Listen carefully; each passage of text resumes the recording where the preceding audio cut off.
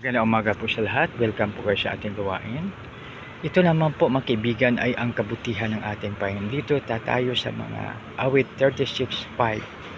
Magandang umaga sa lahat. Welcome po kayo sa ating gawain at maraming salamat po sa inyong panahon upang mapakinggan po natin ang magandang balita. Dito na po tayo. Aking babasahin dito sa 5. Ang wagas na pag-ibig mo o Yahweh ay walang hanggan, at ang iyong katapatan ay abot sa kalangitan.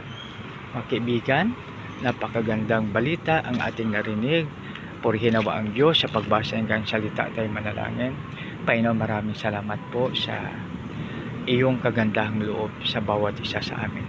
Panginoon, maraming salamat sa pangalan ni Jesus na aming Panginoon tagpagligtas. At pa'y magsabi ng Amen and Amen.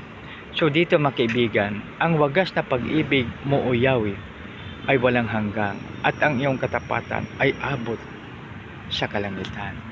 So makaibigan, ito po makaibigan ang ating nabasa sa ngayon. Ang wagas na pag-ibig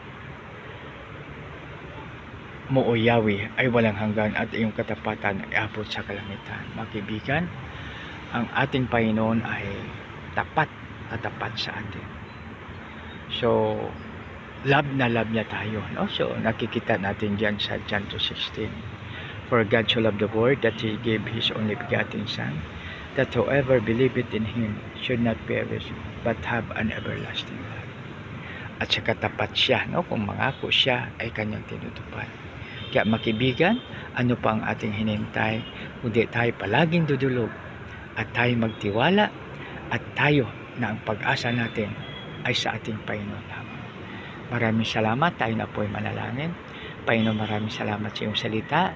Lord, tulungan mo po kami na kami ay makashare din po sa aming kapwa. Lord, salamat sa pangalan ni Jesus na aming Panginoon tagapagligtas.